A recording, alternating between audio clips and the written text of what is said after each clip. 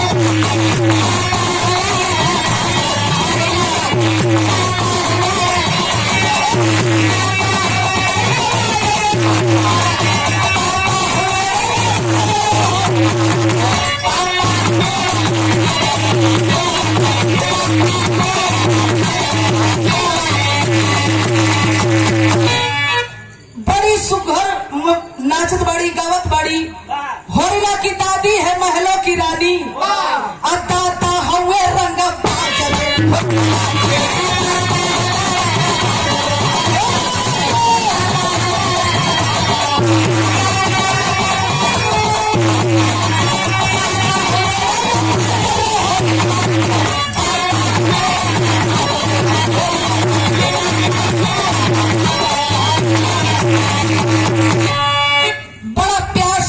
सोहर लोग गैलीन हो गाय बजाए के सब अपन पाहुर ओहुर पैलिन खाए पी के भैया नंद बाबा पूरे गोकुल में बटवैलन मिठाई बड़ा लोग खुश बारन। धीरे धीरे समय बीते लगल भगवान श्री कृष्ण ए बाबू धीरे धीरे चले लगलन। जब चले लगलन तो हर भगवान श्री कृष्ण के मैया यशोदा माखन खियावत बाड़ी। अब कैसे खियावत बाई गीत लगल हम मास्टर।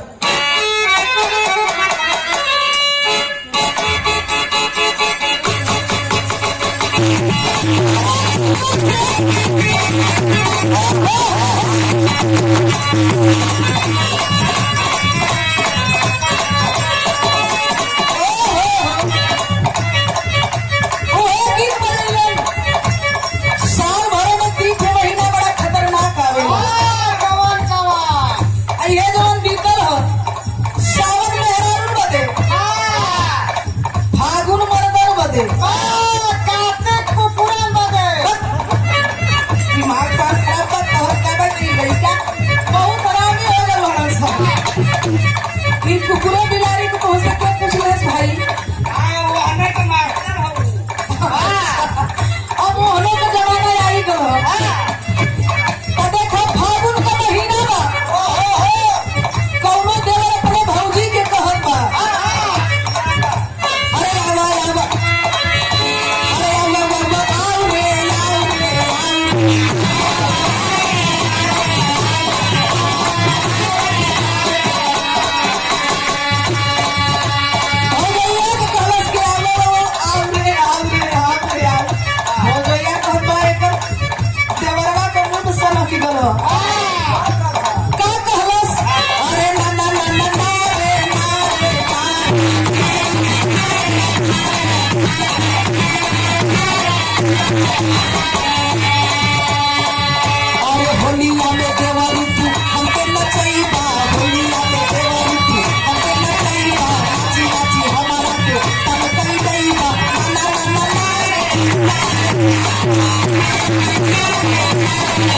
Thank you.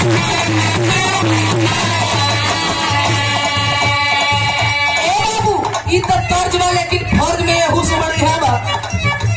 हमरे यशोदा मैया भगवान श्री कृष्ण के अपने बाबू के अपने लाल के कैसे माखन खिलावत हुई। अरे ला ला ला ला ला रे माखन मेरे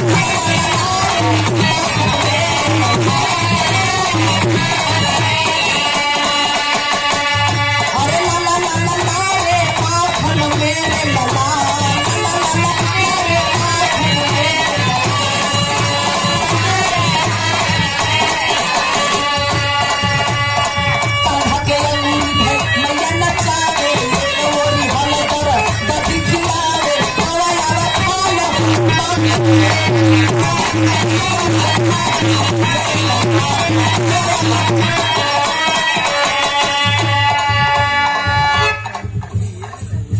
आप प्रमादनी गैस मन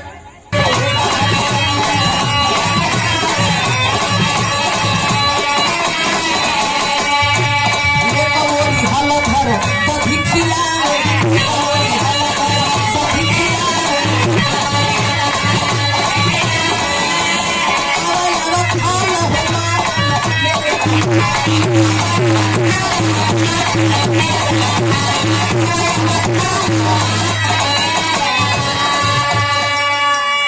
बड़ा प्यार से यशोदा मैया माखन खियावत हिन के लाला लाला ला रे माखन अरे ललना खाई लो लाला लाला ला रे माखन मेरे लला कांधा के अंगूरी धे मैया नचावे एक ओरी हल धर दधी खियावे आवे आवे खा लो हो माखन मेरे लला। नटखट नागर आए भैया श्री कृष्ण भैया उनकर नाटक अलगे है उनकर लीला अलगे है। एहर मैया के जब बलावे तो आ जाए पल भर में गुस्सिया जाए अब पल भर में मान जाए। भगवान श्री कृष्ण का महिमा अजीब बाए बाबू। एगो गीत लगल बा जब धीरे धीरे दौड़े लगलन उस समय कवि एगो गीत लिखलन।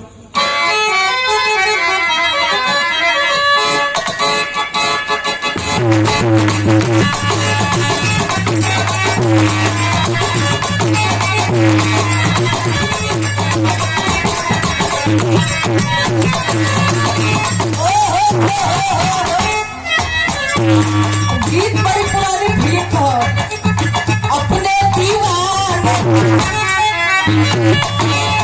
अपने दीवाने कर दे बुरा हाल लेके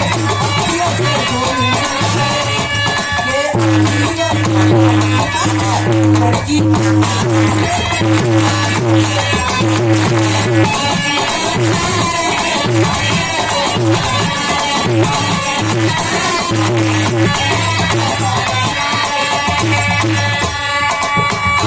लेकिन ये गीत से बढ़िया भाव बा कैसे भाई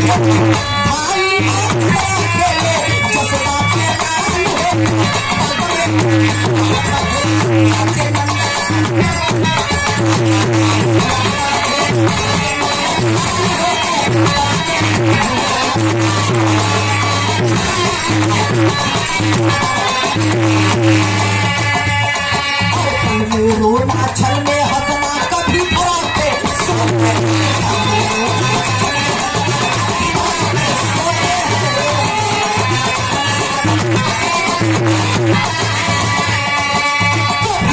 के चले कन्हैया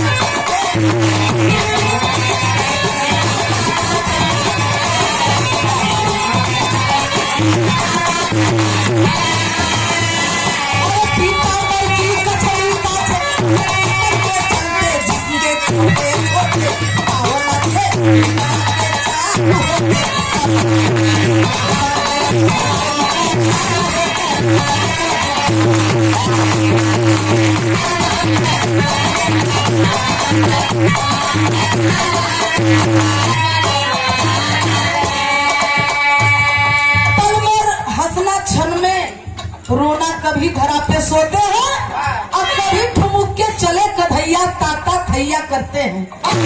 पीताम्बर की कछनी काछे मटक मटक के चलते जिनके छोटे छोटे नाचे, मोरवा के चाल हो के पग में घुघुरुआ बांधे, नाचे नंदलाल हो। अरे भैया समय बीते लगल, एहर होत का आगे की कहानी बतावल गई।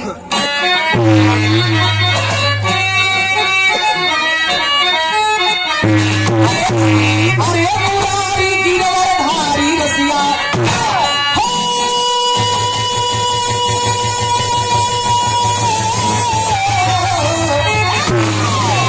मुरारी गिरधारी रसिया, कृष्णचंद्र जी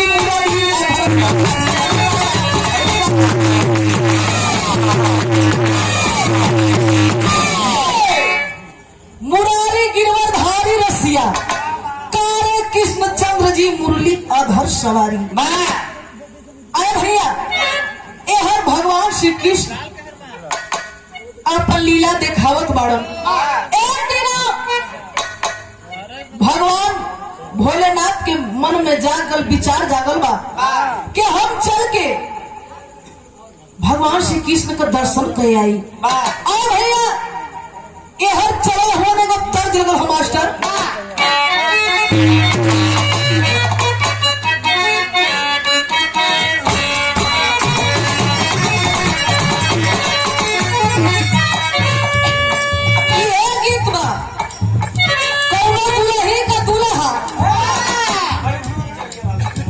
बड़ी दूर चल कर है तो हूँ अजीबे बाड़ा। कौनो दुल्ही का दुल्हा ड्राइवर रहलन, और कौने चीज का ड्राइवर रहलन दुल्ही अपने सखी से बतावत बा। अरे मोरा पिया रेली,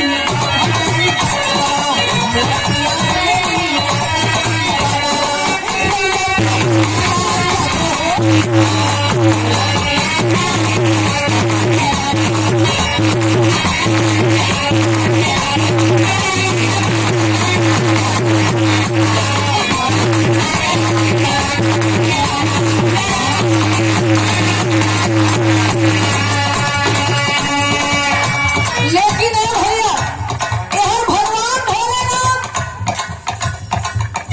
साधु वेश बना के जसोदा मैया के दुआरे पे आ गए। अलोक निरंजन यशोदा जी भैया अपन भिक्षा लेके बाहर दरवाजे के आती है, जो भिक्षा देवे लगे कि बाबा ले ले। तो भगवान भोलेनाथ साधु के भेष में कहन के माता हमें है कुल तो सोना चांदी ई कुल ना चाहिए, हम भिक्षा लेवे ना हमारी। तब का करे चल लेला पूछो दिन तो का करेला बतावा। कहलन के माई हम जोर कहती हमके वही चीज दर्शन करा दा। ए भैया भोले दानी का कहलन, अरे रामा भोले हसन भोला कनिया, अरे रामा भोले कनिया नहीं से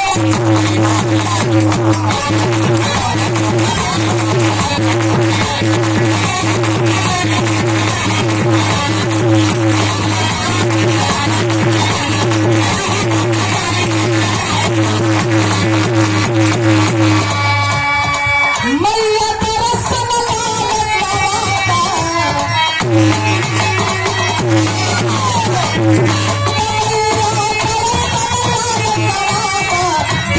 सपना हमारे सजादा, दिल का सपना हमारे सजादा, चुमा पे लाल बहुत चांदनिया, चुमा पे लाल बहुत चांदनिया नहीं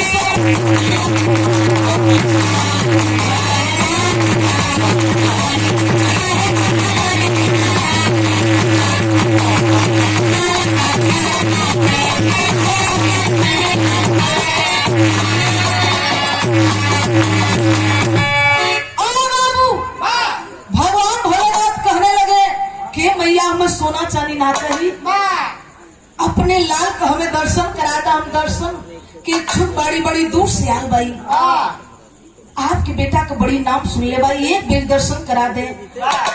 यशोदा जी डर जाती है, अरे बाप रे बाप, एक खेला राक्षस लगली।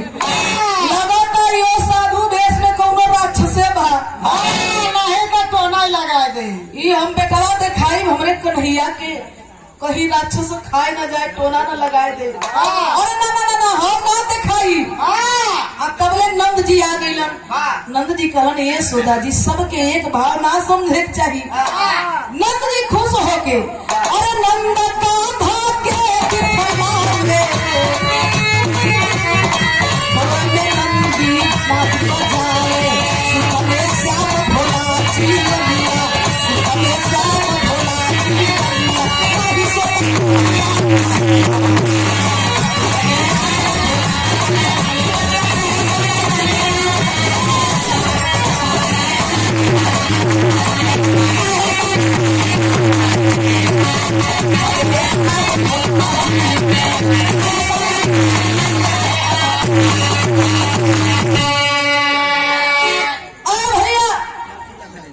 बड़ी भगवान का महिमा हो। भगवान भोलेनाथ दर्शन पाते हैं, दर्शन पाके धन्य हो गई, अपने कैलाश पर्वत पे चल गई।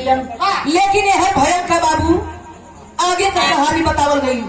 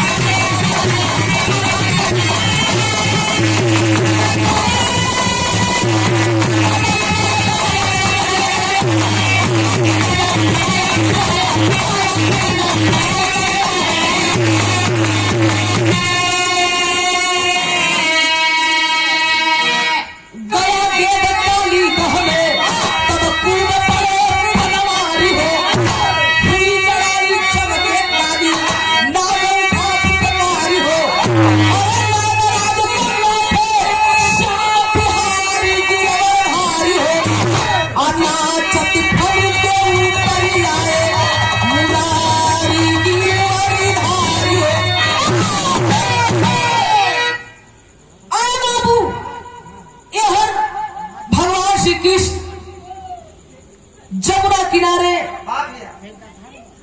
गेंद खेलते खेलते अरे भैया कालिया नाग का वध किए।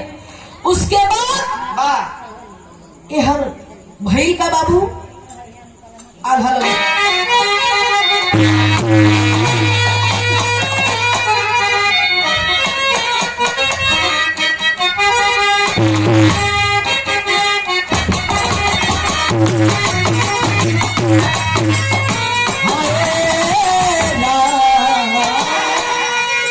गैया चरावे शाम जमुना किनारा भैया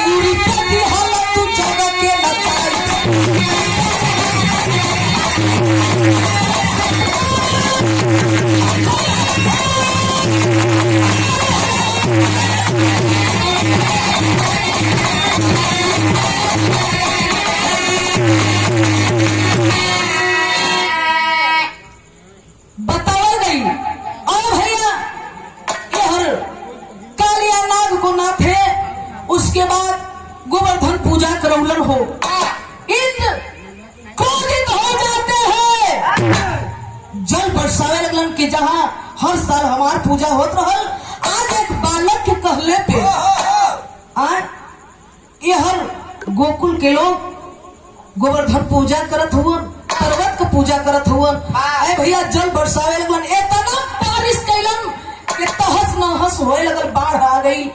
भगवान श्री कृष्ण वही गोवर्धन पर्वत के नीचे पूरे गोकुलवासी के ले जाते हैं बाबू, एक नख कानी अंगुरी का नाखून से उठा देलन, पर्वत उठ गई और सारे गोकुलवासी को बचा लेते हैं। धन्य धन्य कहते हैं लोग, जय जयकार करते हैं। अंत में इंद्र का भी क्रोध आए बाबू, शांत हो जाता है, अपने गलती को महसूस करते हैं, भगवान श्री कृष्ण के पास आके चरण में माफी मांगलन के मालिक आपे से शक्ति मिलेला, हमके अपने शक्ति पे घमंड हो गल। तो इंद्र का घमंड चूर चूर भयल बा, तो घमंड न करे के चाहिए, चाहे कोई भी हो। बतावल गई यह अंतिम कहानी है, बतावल गई का